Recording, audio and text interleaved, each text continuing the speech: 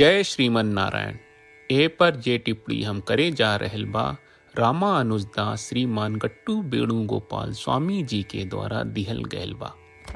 अध्याय 11 विश्वरूप संदर्शन योग श्लोक 16। अनेक बाहूदर वक्त्रनेत्रं पश्यामि त्वां सर्वतोऽनन्तरूपं नान्तं न मध्यं न पुनस्तवादिं पश्यामि विश्वेश्वर विश्वरूपा। ओम। गीताचार्य श्री कृष्ण परमात्मा अर्जुन समेत हमनी सबके विश्व रूप सदर्शन योग के सिखा रहल बानी। ओ क्रम में अर्जुन श्री कृष्ण परमात्मा से प्रार्थना कर रहल बाड़े कि हे विश्व के संप्रभु शासक, हे श्री कृष्ण, हे परम विश्व स्वरूप, तोहार असीम ब्रह्मांड में अनगिनत भुजाएं, पेट, मुख और आंख देखत बानी। हे श्री कृष्ण परमात्मा, तोहार अनंत ब्रह्मांडी रूप देखत बानी और तोहार के हर जगह देखत बानी। हे श्री कृष्ण परमात्मा, तोहार विश्व रूप में कौनो आदि मध्य आ अंत नजर नहीं आवत। हे यही तरह अर्जुन विश्व रूप में देखे वाला आश्चर्यजनक चमत्कार के उजागर कर रहल बाड़े। हमनी के अर्जुन के अनुभव के भी समझल जाए और ई विशेष भाव होके कि जौन ब्रह्मांड हमनी के देखत बानी ऊ परम श्री कृष्ण परमात्मा के देह के ही अंग बा। श्री कृष्ण परमात्मा आ श्रीमन नारायण के समझ समर्पण करत आपन जीवन सार्थक बनावे की कोशिश करत घरी अर्जुन के बात के ठीक और सही दोहरावे की कोशिश करी जा जैसन ऊ श्लोक के रूप में बा। अनेक बाहूदर वक्त्रनेत्रं पश्यामि त्वां सर्वतोऽनन्तरूपं नान्तं न मध्यं न पुनस्तवादिं पश्यामि विश्वेश्वर विश्वरूपा। श्रीमद् भगवत गीता का पूरा सार श्री कृष्ण परमात्मा ने अध्याय 18 के श्लोक 65 से 70 में 8 काम करे खातिर दिले बाड़े। श्री कृष्ण कहले, हम ओ लोगन से प्रेम करनी जो लोग इन 8 बातन के मान तारे। हम ओ भक्तन के हर तरह से रक्षा करब।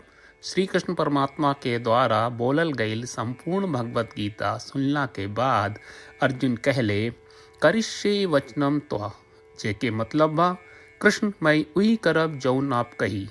यही कारण बा श्री कृष्ण अर्जुन के हर तरह के सफलता आ विजय प्रदान करेले। आई परमात्मा के आपन व्रत देई कि हमनी के ये 8 गौ कर्म के पालन करी जा। ई वचन परमात्मा के देवे से बड़न कौनो पूजा तपस्या यज्ञ नहीं। हम 8 प्रण कहब जौन हमनी के करे के चाहिए। आप सब कृपया इन्हन के आपन दिमाग और दिल में सोची। श्री कृष्ण के आपन वचन देवे के ई तरीका में हमनी सबकी कल्पना करे के चाहिए कि श्री कृष्ण का चेहरा खुशी से चमकत बा और खुशी के एहसास करत बा। जय श्रीमन नारायण। यहाँ हमनी के 8 वादा बा। हमनी के पहला वादा, हे श्रीमन नारायण, आपका निर्देश के मुताबिक हम हमेशा तोहार ध्यान करब और तोहार बारे में सोचब। हमनी के दूसर वादा, हे श्रीमन नारायण, आपका सलाह का अनुसार हम हमेशा आपका भक्त रहब। हमनी के तीसर वादा, हे श्रीमन नारायण, हम आपन सब काम तोहरा सेवा के रूप में और तोहरा संतुष्टि खातिर करब। हमनी के चौथा वादा, हे श्रीमन नारायण, जैस की आप माने के कहले रहलू, हमरा बहुत विश्वास बा कि हम आपके होई और हम हमेशा आपन दोनों हाथ जोड़ के आपके नमस्कार करब और आपकी पूजा करब। हमनी के पांचवा वादा, हे श्रीमन नारायण, हमरा के तोरा बात माम एकम शरणम ब्रज 1866 याद कहले, जहाँ आप हमरा के आपन का अर्पित करे का कहा। श्रीमन नारायण, मैं हमेशा तोहरे शरण में रहब। हमनी के छठवां वादा, हे श्रीमन नारायण, हमरा के तोहरा बात माँ सुचहा 1866 याद कहले कि आप हमनी के शोक ना करे का आश्वासन दे रहे बड़े। हम अब और शोक ना करब। हमनी के 7वां वादा, हे श्रीमन नारायण, आपने हमरा खातिर श्रीमद् भगवत गीता के वितरण करके हम सबके कृपा कहले और आशीर्वाद दहले बा। हम वादा करत बानी कि रोजाना कम से कम एक श्लोक पढ़ब या सुनब। हमनी के 8वां वादा। हे श्रीमन नारायण, आप गीता के पूरा मानवता तक ले गयलू। हम गीता में आपके दिव्य वचन के उन भक्तन तक पहुँचावे के प्रयास करब जे गीता से अपरिचित बा। हे श्रीमन नारायण, हम उई करम जौन तू करे का कहब। हम ऐसन व्यवहार करब जैसन आप चाहत बानी और हम खाली आपका खातिर काम करब। श्रीमन नारायण के रोज आपन वचन देहल कि हम ओइस करब जैस आप कहत बानी, ई अपने आप में बड़न पूजा बा। श्रीमन नारायण, करशे वचनम त्वा। श्रीमन नारायण, हम तोरे निर्देश के मुताबिक काम करब।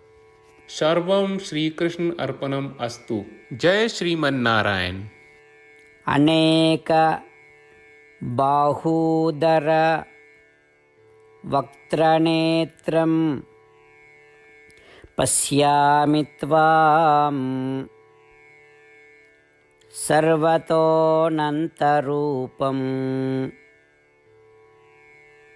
नान्तं न मध्यं न पुनस्तवादिं पश्यामि विश्वेश्वर विश्वरूप।